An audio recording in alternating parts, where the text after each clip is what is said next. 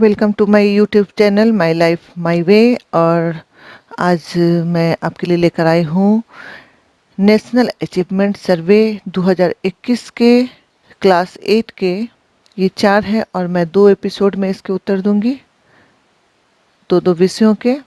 तो आप मेरे चैनल को फॉलो करते रहें और उस उत्तर पाने के लिए या भविष्य में भी आप अपने कोर्स से संबंधित जानकारी के लिए मेरे चैनल को सब्सक्राइब कर लें अगर सब्सक्राइब नहीं किया है तो आइए हम सबसे पहले क्लास 8 के पर्यावरण और विज्ञान के प्रश्न उत्तरों को देखते हैं। इसका सही उत्तर क्या होगा वह मैं आपको बता दे रही हूँ, लेकिन सिर्फ इन उत्तरों को आप टिक करके स्कूल में जमा ना करें। आप इसकी जानकारी लें, थोड़ी पढ़ाई लिखाई भी करें, उसके बाद इसे जमा करें, क्योंकि यह एक पैटर्न दिया गया है किस तरह के क्वेश्चन पूछे जाएंगे। अगर जब भी भविष्य में आपकी परीक्षा ली जाएगी या नेशनल अचीवमेंट सर्वे है, तो सिर्फ आंसर के लिए मैं यह नहीं बता रही हूँ, यह एक आपकी तैयारी है।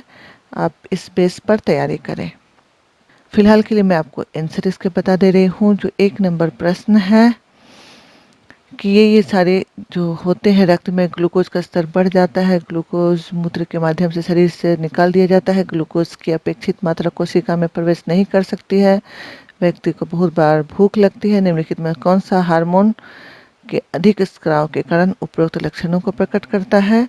तो यहाँ पर देखने से यह लग रहा है कि डायबिटीज है और डायबिटीज का ही लक्षण बताया गया है, लेकिन यह अधिक स्राव से नहीं होता है बल्कि कम स्राव के कारण। यहाँ पर अधिक नहीं होगा, कम स्राव होगा और इसके कारण जो लक्षण प्रकट होते हैं वो इंसुलिन के हैं। इसके इंसुलिन के कम स्राव के कारण यह सारी समस्याएं होती है, जिसे हम शुगर की बीमारी कहते हैं या डायबिटीज कहते हैं।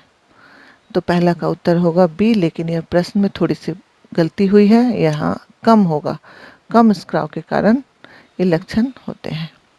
दूसरा प्रश्न है, आपके गाल या होंठ के अंदरूनी हिस्से को एक साफ टूथपिक, और अब इसे आप डिटेल में पढ़ लीजिएगा और इसका उत्तर जो होगा वह होगा कोशिका दीवार। तीसरा जो प्रश्न है, इसमें सही युग्म की पहचान करनी है। तो मलेरिया जो है वो प्रोटोजोआ रोग है, डेंगू वायरल रोग है, प्लेग और क्षय रोग दोनों जीवाणु रोग है। ये आप ध्यान दें कि प्लेग और क्षय रोग, जिसे टीबी भी कहते हैं, ये जीवाणु रोग है और मलेरिया प्रोटोजोअल रोग है और डेंगू वायरल रोग है। 4 नंबर प्रश्न, कभी कभी समुद्रों में शैवालीय प्रस्फुटन देखा जा सकता है। शैवाल खिलने के पीछे के कारण का पता क्या है? कि बहुत ज़्यादा मात्रा में अगर शैवाल होते हैं तो आप जब ऑप्शन को पढ़ेंगे तो आपको समझ में आ जाएगा कि इसका सही उत्तर है ये डी।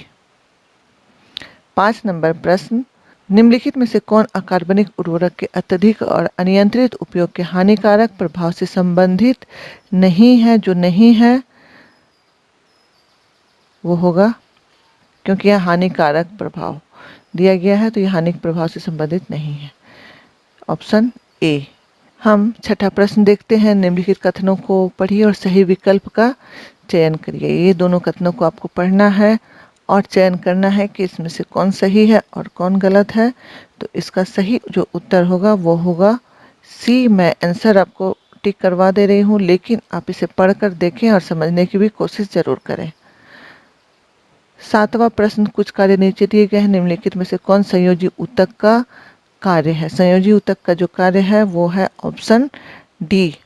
8वां प्रश्न, कभी कभी मिट्टी अपने खोए हुए नाइट्रोजन युक्त यौगिकों को वापस प्राप्त कर लेती है जब दालों और सोयाबीन जैसी फसलों की खेती 2 फसलों के बीच में की जाती है। निम्नलिखित में से कौन सा रोगाणु इस तरीका से संबंधित है? तो इसका उत्तर होगा राइजोबियम। रक्तदान से फैलने वाला रोग कौन सा है? हेपेटाइटिस। चिन्हित ग्रंथियों की जोड़ी का नाम क्या है? यानी ये वृक्क है और वृक्क के पीछे जो ये दिखाई दे रहा है ये क्या है? ये है एड्रेनल, ऑप्शन ए। अगला प्रश्न है 11 नंबर, हम घरों, नगर पालिकाओं और कारखानों से निकलने वाले अपशिष्ट पदार्थों से युक्त सीवेज जल का उपयोग कैसे कर सकते हैं ताकि पर्यावरण को नुकसान ना हो लेकिन हमें लाभ मिले। इसके लिए क्या करना होगा? एक विशेष जल निकाय में सीवेज के पानी को स्टोर करना होगा।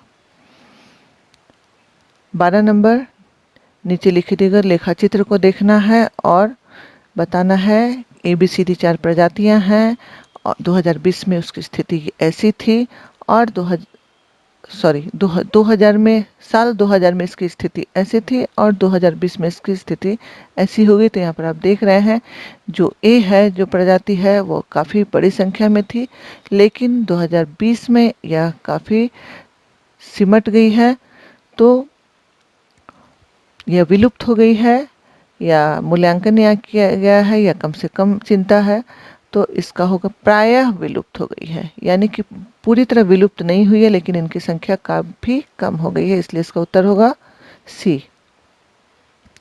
13 नंबर प्रश्न, इन दोनों को पढ़ना है और बताना है कि इसका सही उत्तर क्या होगा। जो लक्षण दोनों में पाए जाते हैं तो इसका सही उत्तर है कवक।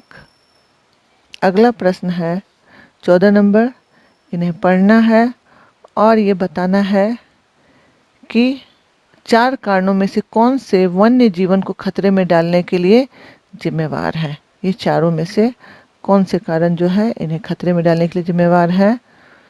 यहाँ ध्यान देना है कि वन्य जीवन को खतरे में डालने के लिए जिम्मेदार है, तो इसका अवैध शिकार भी जिम्मेवार है, पर्यावरण प्रदूषण भी जिम्मेवार है, वन रोपण तो ये फायदा पहुंचाएगा और ये 3 यानी 1, 2 और 4, तो सही उत्तर होगा बी। 15 नंबर प्रश्न, यह कोशिकांग जंतु कोशिकाओं में मौजूद है लेकिन पादप कोशिकाओं में अनुपस्थित है, यानी ये दोनों को पढ़ना है और बताना है कि किस कोशिका के बारे में यहाँ पर बताया जा रहा है। तो यहाँ पर बताया जा रहा है सेंट्रोसोम के बारे में। 16 नंबर प्रश्न, 2 कणों के बीच की दूरी 6 मीटर से घटाकर इतना कर दी गई है, इनके बीच गुरुत्वाकर्षण बल में कितना गुना वृद्धि हो जाएगी? तो 4 गुना वृद्धि हो जाएगी। यदि रबड़ के 2 गुब्बारों को 19 स्वेटर से रगड़कर एक दूसरे के पास लाया जाता है तो वे क्या प्रदर्शित करते हैं? वे एक दूसरे से दूर हटाएंगे एक दूसरे को, क्योंकि उनमें समान आवेश है। 18 नंबर, एक बर्तन में लकड़ी का एक टुकड़ा तैर रहा है जबकि लोहे की कील डूबी हुई है, निम्न में से इसके लिए कौन कारण सही है? तो इसका सही उत्तर होगा 2, लकड़ी के गुटके का भार उस पर लगने वाले उत्प्लावन बल से कम होता है, इसलिए लकड़ी जल में तैरती है। और कील का जो भार होता है वो उत्प्लावन बल से काफी ज्यादा होता है, इसलिए वह डूब जाता है। 19 नंबर प्रश्न, किसी पदार्थ की विशिष्ट ऊष्मा के बारे में कौन सा कथन सत्य नहीं है? तो इसका सही उत्तर होगा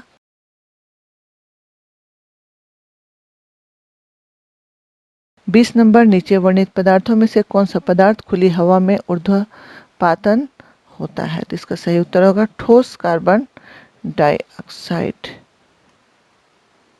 खुली हवा में यह द्रव्य में परिवर्तित नहीं होती है बल्कि सीधे गैस में परिवर्तित हो जाती है। 21 नंबर, यदि हवा में रखे पानी का तापमान क्रमशः सेल्सियस और फ़ारेनहाइट स्केल से मापा जाता है तो यह देखा जाएगा कि ऑप्शन 2 सेल्सियस थर्मामीटर की प्रारंभिक पाठ्यांक, फ़ारेनहाइट थर्मामीटर की प्रारंभिक पाठ्यांक जो है वो ज़्यादा होगी, सेल्सियस से फ़ारेनहाइट ज़्यादा होगी।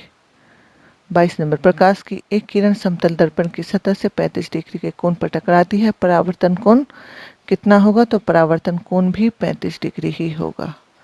23 नंबर प्रश्न, सामान्य दाब पर 4 धातुओं के गलनांक हैं, तो इनमें से कौन दिसंबर के ठंडे दिनों में कप अथवा प्लेट में रखने पर अलग अलग आकार ले लेगी? तो इसका सही उत्तर होगा पारा। 24 नंबर प्रश्न हम देखते हैं, तनु अम्ल से हाइड्रोजन गैस मुक्त करने की घटती क्षमता के अनुसार 4 धातुओं को व्यवस्थित किया जाता है, इस प्रकार है कैल्शियम, जिंक, आयरन और कॉपर, तो इसका उत्तर होगा 1 नंबर। जब कॉपर सल्फेट के जलीय घोल में जिंक मिलाया जाता है तो कम प्रतिक्रियाशील धातु का अवक्षेप मिलेगा। 25 नंबर, कौन सा एक डाल्टन के परमाणु सिद्धांत का मूल अभिधारणा नहीं है? तो इसका उत्तर होगा 4 नंबर। 26 नंबर, मर्क्यूरस क्लोराइड का सूत्र क्या है? इसका उत्तर है ऑप्शन 1। ठोस उत्प्रेरक के बारे में निम्नलिखित में से कौन सा कथन सत्य नहीं है? 27 नंबर प्रश्न, इसका उत्तर है ऑप्शन ए। 28 नंबर प्रश्न, पिघली सोडियम क्लोराइड के विद्युत अपघटन के दौरान एनोड धनात्मक है और वहां कमी होती है। ये इसका उत्तर होगा। 29 नंबर, कौन पर्यावरण के अनुकूल ऊर्जा का स्रोत नहीं है? ऑप्शन सी उसका उत्तर होगा। हवा में किस ग्रीन हाउस गैस की मात्रा अधिकतम होती है और बढ़ती रहती है? तो कार्बन डाइऑक्साइड। ये थे 30 प्रश्न उत्तर पर्यावरण और विज्ञान क्लास 8 के NAS 2021 के। और इसके बाद हम देखते हैं पर्यावरण और इतिहास क्लास 8 के ऑप्शन और इसके उत्तर मैं आपको बता रही हूँ। पहला प्रश्न है, भारतीय संविधान नागरिकों के 6 मौलिक अधिकारों की गणना करता है। इसमें से कौन सा सूची में शामिल नहीं है? तो अधिकार विरोधी शोषण।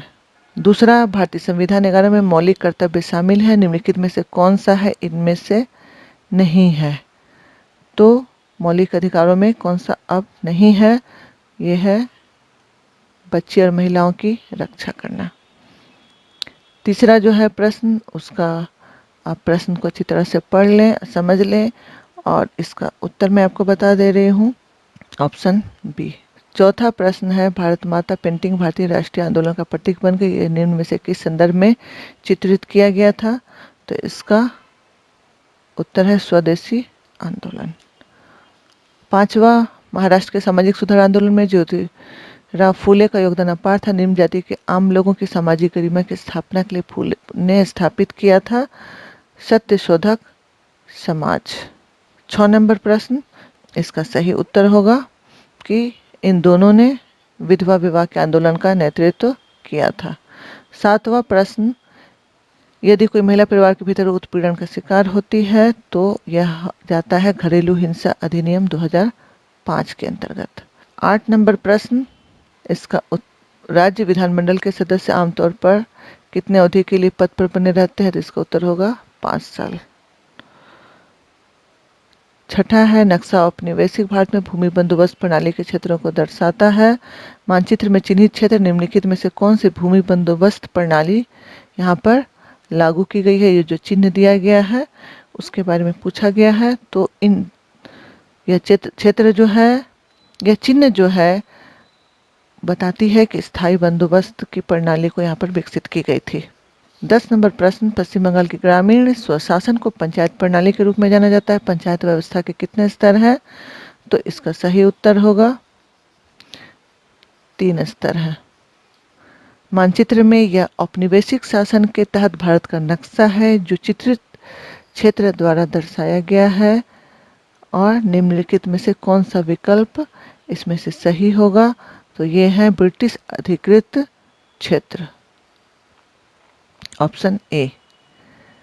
नक्शा 1857 के विद्रोह के मुख्य केंद्रों को दर्शाता है। अविभाजित बंगाल में स्थित केंद्रों में से इनमें से कौन सा होगा?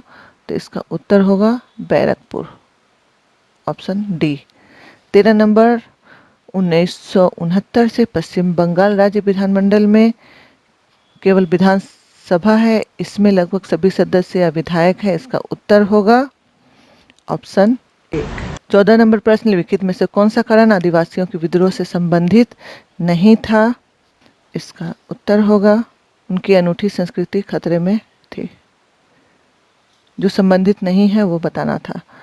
15 नंबर प्रश्न, 1800 में फोर्ट विलियम कॉलेज की स्थापना किस इरादे से की गई थी? तो भारत में पश्चिमी शिक्षा का प्रसार करने के लिए। ये थे 15 प्रश्न और उनके उत्तर पर्यावरण और इतिहास से क्लास 8 के। तो यहाँ पर मैंने आपको 2 विषयों के उत्तर बताएं और 8 क्लास के और 2 जो विषय हैं इनके उत्तर मैं आपको इसके नेक्स्ट वीडियो में दे रही हूँ। तब तक के लिए वीडियो को लाइक करना, सब्सक्राइब करना, शेयर करना ना भूलें। वीडियो देखने के लिए आपका धन्यवाद।